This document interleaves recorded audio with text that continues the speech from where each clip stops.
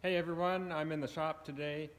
We're thinking about planting beets sometime soon, and by that I mean like maybe this afternoon, maybe a month from now. Who knows? It's been really cold here. We got snow just last night and it's been freezing pretty hard at night. I'm putting these seed boxes on and I thought maybe I should film just a little bit here. So these are the seed units that I tested earlier this year. They just sit right on here and clamp down there. This row doesn't have the seed tank on it yet. You can see this drive shaft spins and makes this chain spin. And then this gear will spin the seed plate that's underneath this tank. And that will tell seeds to drop down through this seed tube. It's dark there, but there's a tube here. The seed travels through, down into the ground. This disc will open up a little trench in the ground about that wide, and the seed will drop down through that tube into the ground. And then these wheels will close that trench back up again. Hey everyone, welcome back to the farm. I'm planting beets. It's going all right now. It's kind of a rough day today. While the morning was pretty rough. I'll show you a clip from that right here. Okay, I just had to film this. So this is day 3 of beet planting. This is my beet planter you're looking at. Right there is a fertilizer tank. I apply fertilizer through the beet planter and I run 50% fertilizer and 50% water. I'm standing here in the water trailer this morning, 9 a.m., April 24th. The valve to the water is frozen this morning. I can't open the valve. It's crazy how cold it's been getting at night. That is very unusual for this area, and definitely unusual while we're planting beets.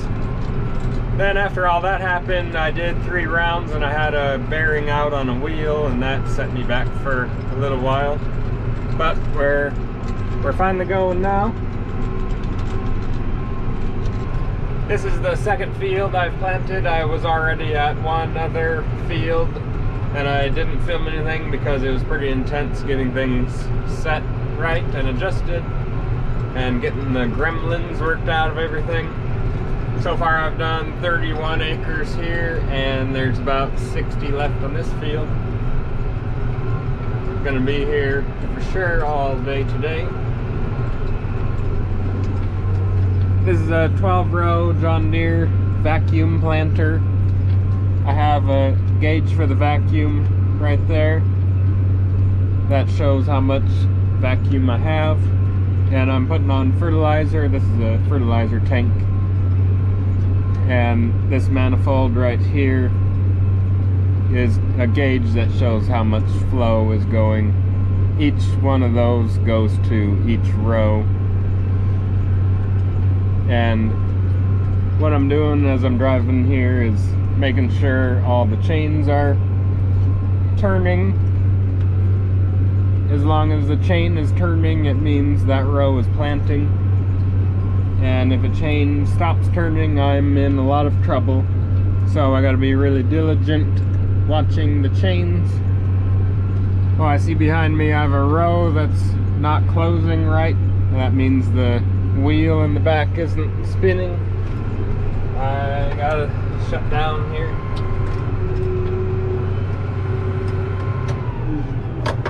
You guys showed up just in time.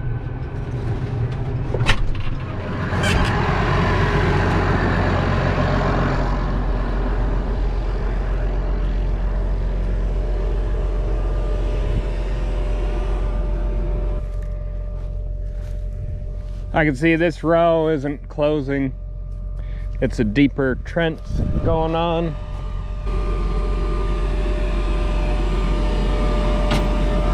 Ah, that'll do it.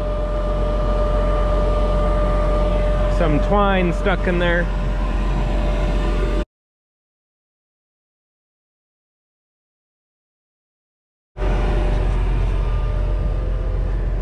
Got it out.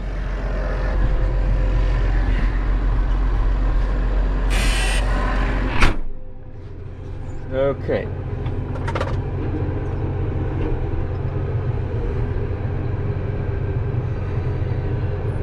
back up a little bit here, and I'll lower it down.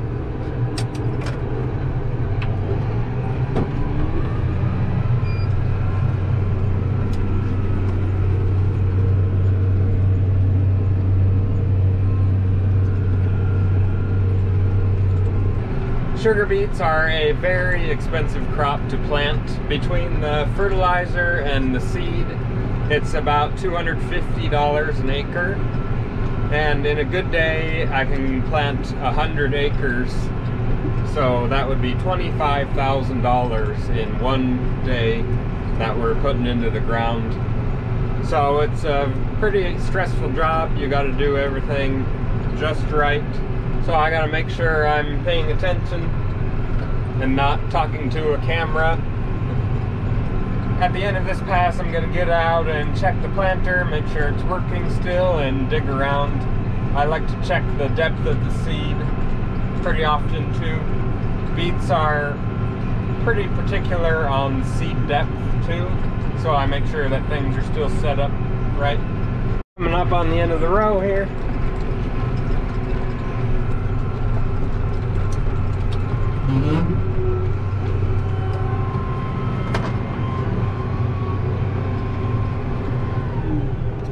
Okay, we'll get out and have a look at the planter.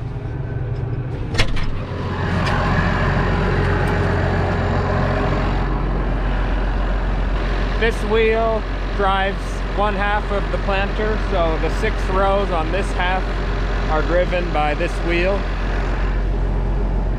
So I'm going to spin the wheel and make sure that seeds are coming up.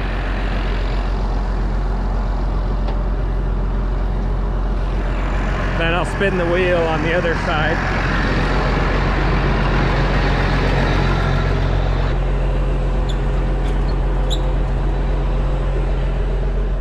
Now we should see seeds on the ground under each row because we spun that wheel.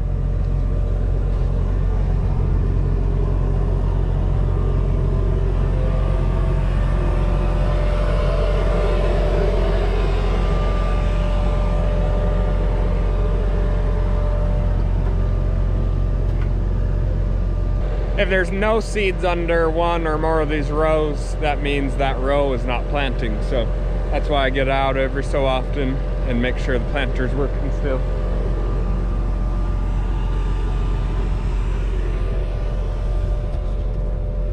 So then I come back here and do a little digging. We're aiming for about 1.25 inches depth. Now you guys get to see how dry it is here. This field has a pivot, so we're okay with putting seeds in dry dirt because we'll just turn the pivot on. But we have a lot of fields with no pivot that we're gonna have to irrigate through gravity flow irrigation, just flooding it.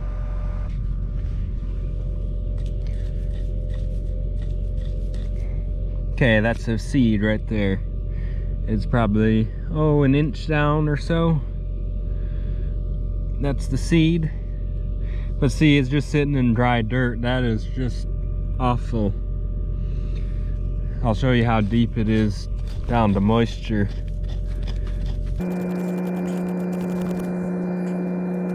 There's a little moisture down there, but boy, it's deep.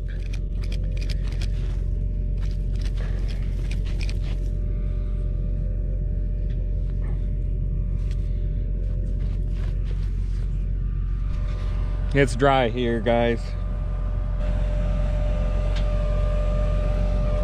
Well, everything checks out, so I'll keep making rounds. I'm sure this is gonna make me sound kind of like a nerd, but while I'm driving along here, I also take diligent notes. So this GPS will tell what line I'm on. So this is 43. I'm on the 43rd pass on the field. And every time I check the planter to make sure it's working right, I write down that I checked it between line 42 and 43. That way if I get out and I see that something's messed up, I know how far to backtrack, how far we have to replant. It's just something I do.